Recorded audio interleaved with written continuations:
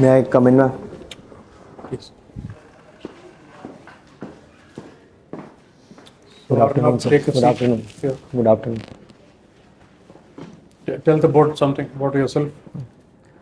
So my name is Arnav Bhandari. I belong to Bhopal, born and brought up in Bhopal. Then I did my graduation in Bachelor of Fashion Technology, Apparel Production from NIFT Mumbai, from where I graduated in 2019. After that, I worked at my mother and grandmother's restaurant for 9 months, and after that, preparing for civil service full time. Okay. What restaurant does your mother run? Sir, it's called Picnic Restaurant. It's in Bhopal. Bhopal. Yes. Okay. What do they specialize in? North Indian food. North Indian yes. food. Okay. So it's a family business sort of a thing. Yes, sir. Anything special about it? Like, Sir, it's just that I can guarantee you it's the best food in Bhopal right now. Veg great. food. Great. Fantastic. Now, tell me, how does this, new railway management service work? Yes. The railway officers don't like it. They don't know how it works. Even the senior management doesn't know how it works. Yes. So, what is your take on it? What are you going to do?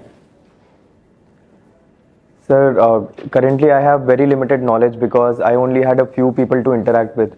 But from what I can gauge and the reports I have read, the issue that it aims to tackle is a good issue, that departmentalism should not be done. But the manner it is being implemented in is lagging behind in the vigor it should have been done with. And the clarity issues, sir, emerge from the issue that the technical aspect of service training is still not finalized. So I would say that as soon as possible we should finalize at least what should we do with the training aspect of IRMS. So they're not recruiting any engineers right now, are they? No, not specifically. They're not recruiting engineers. No. So how will the civil engineering department, the Yes. electrical department, signals, mechanical, how will they function without any technical personnel to supervise them? Sir, from what the faculty in IRITM told me, they have increased the training phase of all the technical aspects of service. So, for example, if a person has to be attached in the civil department, then he or she has to undergo 3 months of extra training. So, how will, for example, what is your background? Your background is, you are a Fashion technology, fashion apparel. technology personnel. Now, if you are sent as as assistant engineer Yes. to the, to take over the job of the assistant engineer in the locomotive factory. Yes. So, what are you going to supervise? You're going to believe whatever the technicians or the floor managers are going to tell you? So, personally, me or the entire Personally, batch? you, I'm talking about you. I mean, Sir. even if they give you 3 months training, you can't start building up a locomotive. Yes, sir. DLW में क्या करोगे? What will you do in the DLW? I agree that I might lack in technical aspects as of now, but I also trust the railway board that they have entrusted me in learning all these things in as much short time Are as you possible. sure that you are going to be posted for to supervise a technical job as an IRMS officer, or No, sir, I'm not sure that what you will don't be know my right final. now? You don't know. Yes. Okay, tell me this one nation, one election thing. Yes. Now, what are the hurdles to the one nation, one election? What is required to be done to achieve this? And what are going to be the future problems if you do this? Sir, first, if we get over the issue of the political consensus, then the first issue is amending the laws as well as the constitution.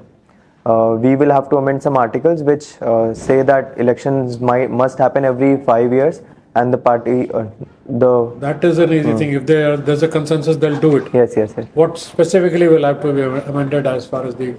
Representation of People Act 1951 specifically.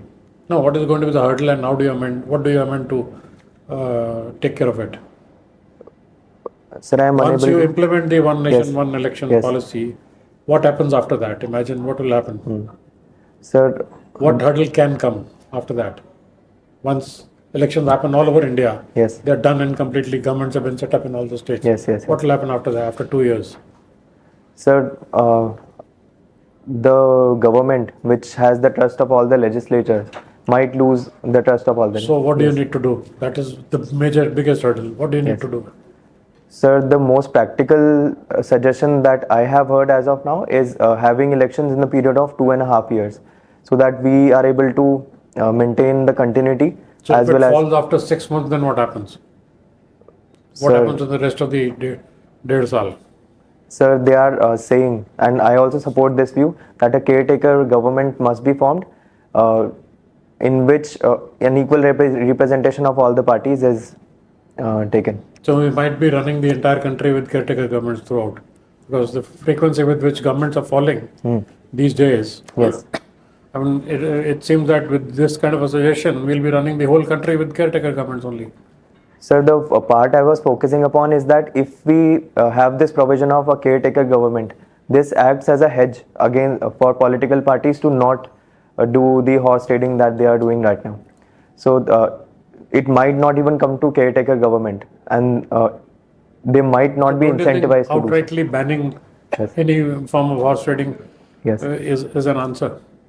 So balancing people's trust as well as balancing the ethical quotient of People have voted for a particular person because he Yes. belonged to a particular party. So if he changes sides or he switches allegiance, then if you ban, how does it matter if you ban these things, two, three things? That should be the solution to all.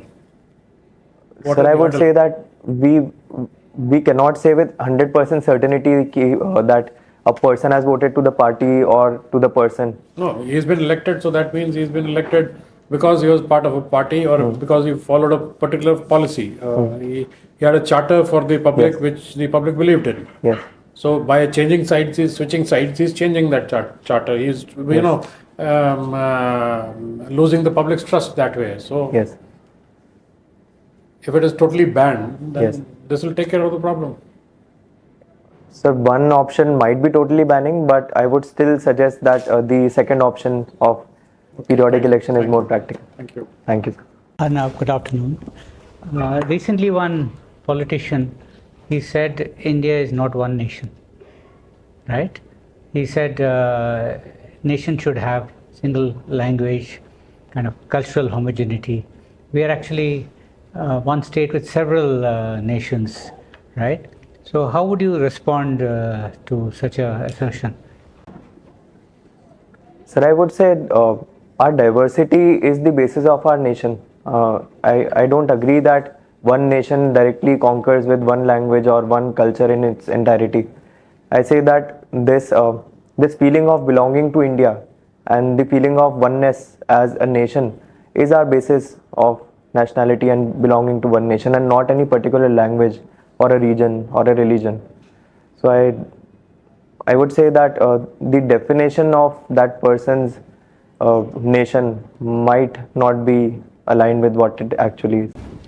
Is India a creation of the British or external kind of invaders who had a idea about India? Or is India a reality and was a reality always? Sir, I emphatically say that India is a reality because I completely believe in it, sir. Okay. Now, look at India's geography, right? Do you know which are the countries with which we have land borders? Yes, sir. Can you tell me? Pakistan, Afghanistan, China, Bhutan, Nepal, Bangladesh, Myanmar. Yeah, Bangladesh, yeah? Yes. Yeah. So, do you know the extent of our border with Afghanistan? How long would that be? Sir, it's around 100 odd kilometers. Yeah, fine. Now, the game is always connectivity, right? Yes. So, what is the importance of Iran when we talk of connectivity? Sir, Iran is important in the sense that it helps us bypass Pakistan as well as Afghanistan, which are historically unstable states. With Pakistan, we have not so good bilateral relations, on and off good and bad times. With Afghanistan, it's internal disturbances and the Taliban questioned the Al-Qaeda attacking the highways. So we plan to bypass this land route through Iran, and it is also our entry to Central Asia and the Central Asian republics. So, last question for me. Why Iran is not able to realize its full potential as far as facilitating international connectivity? What is the hitch? So the main issue is the US sanctions. It is not allowing Iran to have incoming investments as well as do complete free trade and realize its potential. Thank you, Arnav. Thank you so much. Arnav, good afternoon. So how is our apparel industry performing? Sir, since 2 years, the growth has stagnated a bit, but on the Stagnated in the sense 0% growth? it saw post-COVID, it saw more than 5% growth in exports as well as internal domestic growth, but now it has come down to 3%, 2%. So in that way, sir, the growth has come down. Okay. So what is our targets, projected growth rates? Sir, I will divide it into targets and projection. Our commerce minister put the target of having $100 billion of exports in 5 years until 2028. The What is the current size of the industry? current size of the industry, it's I'm sorry, sir, I cannot recall. So, That's the target? target $100 billion in exports till 2027-28 cycle. Domestic industry size, he was in the range of $300 billion, including textile as well as garment. Okay. What opportunities do we have and what challenges do we have? Sir, I will divide it into fiber, fabric as well as garment, 3 parts. In fiber sector, the uncertainty in prices of the raw material, for example, levying additional ADD as well as pulling it back in MMF sector or man-made fiber sector. The prices of cotton vary as much as 100% in a matter of a single month. So this is the fiber industry's issue. Textile industry specifically, sir, the outdated capital with our textile industry is the main issue, as well as expertise in weaving the man-made fiber textiles. And in the garment industry, sir, the rising labor cost would be one of the main issues in a gist. Okay. So can you tell something about Indian textile of the past? It is said that it has a very glorious past. Sir, we were the center of textile as far as we can remember, coming from Indus Valley civilization to ancient and medieval times, and even before the British came. It is said that the Bangalore chintz fabric was something that women saved their entire lifetimes for a single chintz fabric shawl. And the similar story goes for the Kashmir paisley print. This paisley print that people call an English print was in fact originated from Kashmir. So I would say that the roads of entire textile industry come and at least pass through India, and the India of medieval and ancient times, which sadly was destroyed by Britishers, but now we have in part regained that position. So do you think Bangladesh textile industry is performing better than India? Yes, sir. Reasons? So the main reason is that they have a vertically integrated industry. So 95% of their plants lie in and around Dhaka. And that is why the logistics cost is much less, around 60 to 70% less than what it is in India. Secondly, sir, they are also least developed country. So they have minimal or at least no duties with developed nations. So this saves around 10 to 15% of cost, and hence this directly reflects in their export performance. Okay. Yes, and sir, third one is that the labor cost in Bangladesh is still, even after last year's wage increase, still 60% of what it is in India, and this saves up a significant amount. Okay. So you are interested in cooking also, right? Yes, sir. So it is said that super grains, yes, is a solution for food security, is a solution for multidimensional poverty, is also a kind of solution for climate change.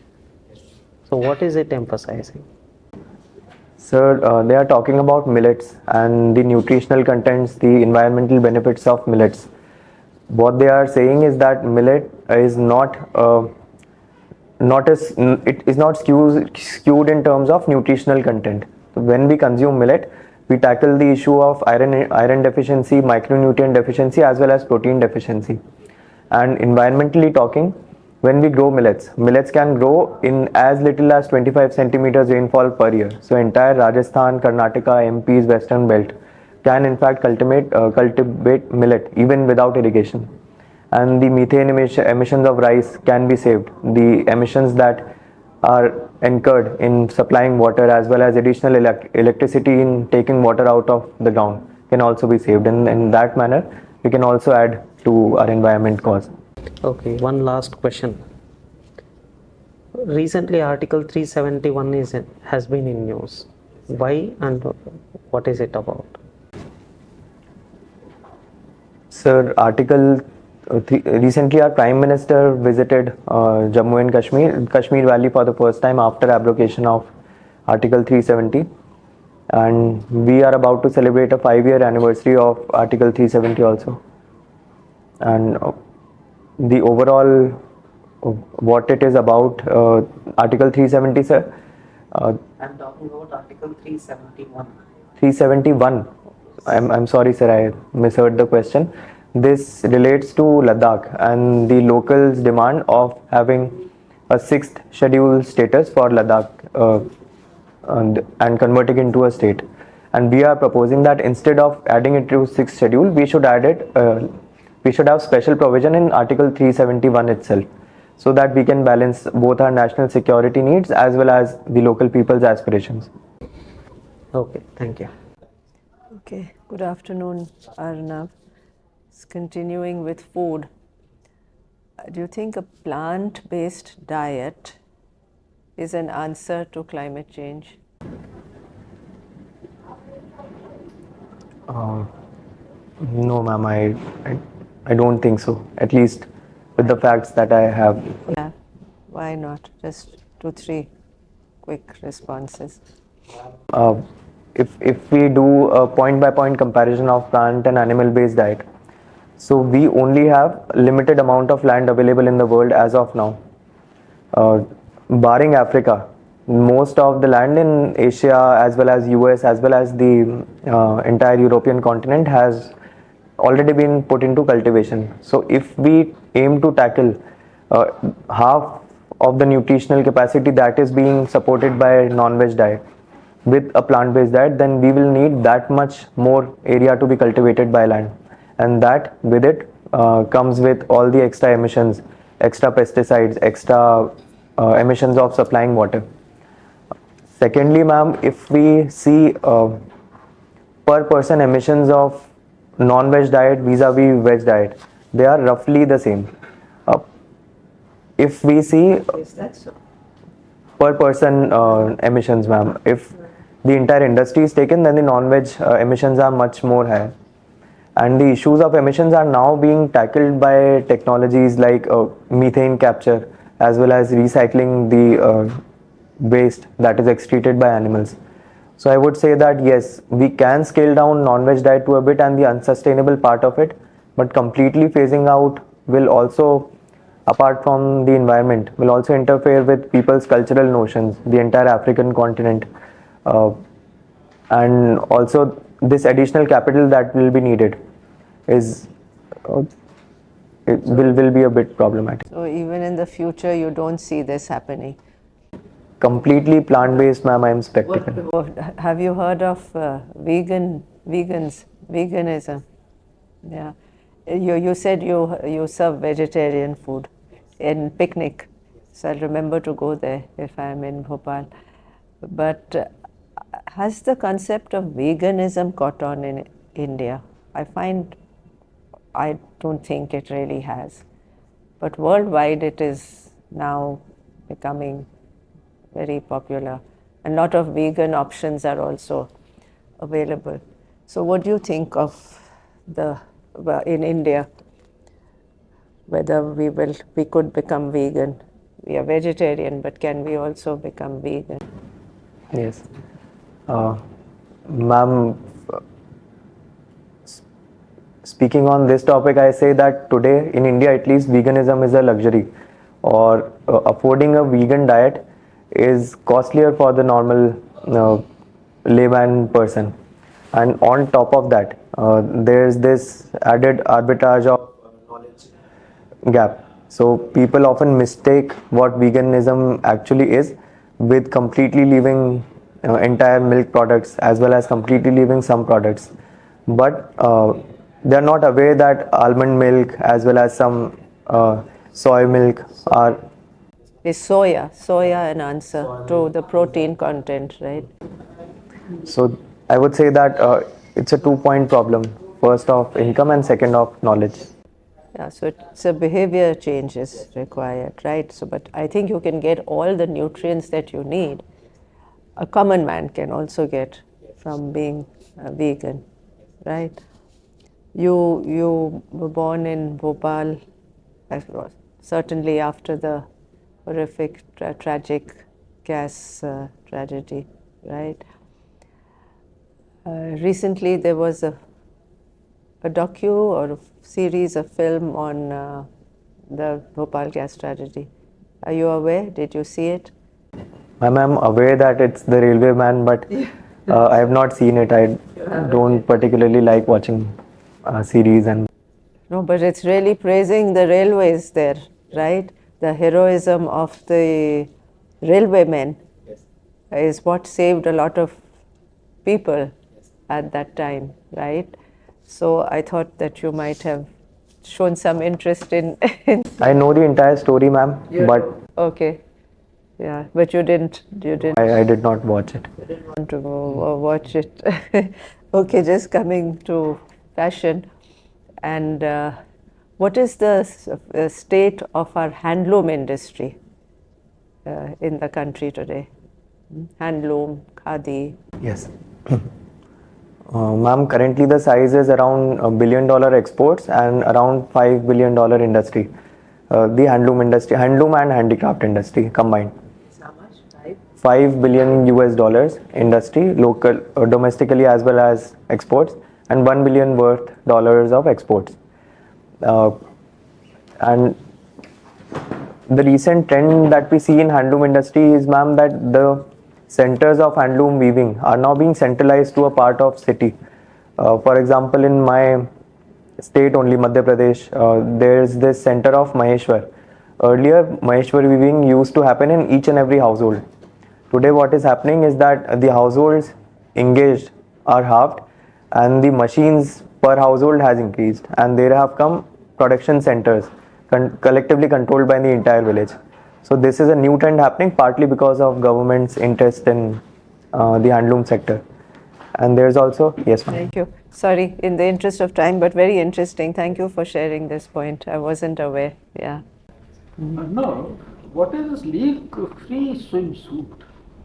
So this is my graduation project. We made a leak-free swimsuit which women could wear while menstruating. They could wear it for going into the swimming pool or for leisure activities alike. Tell me one thing, why Bangladesh, Vietnam, Southeast Asian countries are doing so well in the textiles sector, whereas it is India which is the largest producer of cotton? So there's a different reason for each and every country. So Bangladesh, as I told sir also, that extremely good capital, up-to-date capital, very low logistics cost because of centralization, vertical integration of the entire industry in and around Dhaka, and a very low labor cost as compared to India.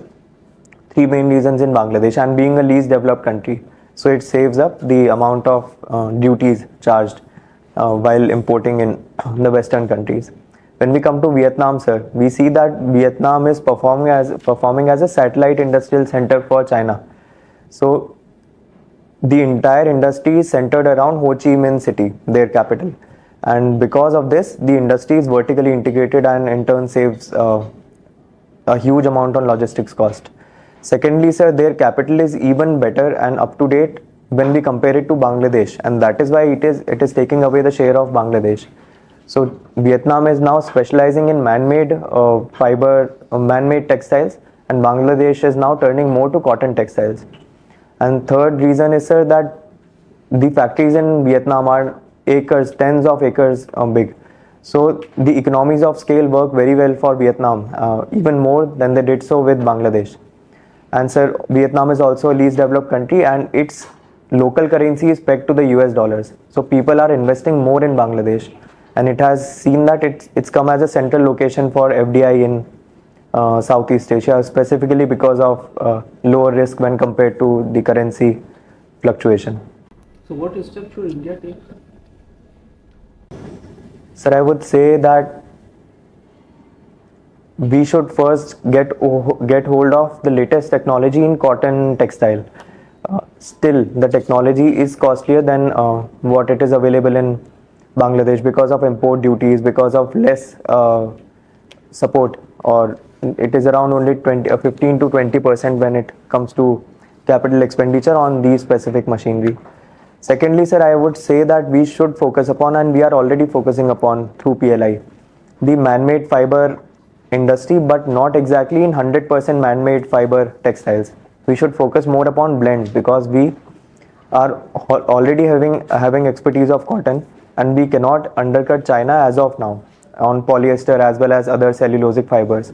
So we should focus upon man-made fiber blended with cotton fiber to establish a significant share in this segment, which is not still dominated by a single country. And when we reach world standards in this industry, then we should focus upon man-made fiber industry. So I would say this step-by-step approach we should take. Could you please explain between man-made fiber and the other category what you are talking about? Cellulosic fiber. So man-made fiber is an overarching term. Any fiber that is not naturally found in the nature, not naturally grown, and it has to be processed. So in that also there are two parts: completely synthetic fibers, which are polyester and the rest polyethylene fibers, and second one is processed cellulosic fibers. So in that come fibers made by wood pulp, so bamboo fabric, viscose, rayon, acrylic fabric, the two categories. Okay, thank you. Thank you so much. All the do well, best. don't worry. Yeah, Thank you so much. yeah. Be relaxed. Thank you, sir. also. Yeah, all the best. Thank you. And Thank you, sir.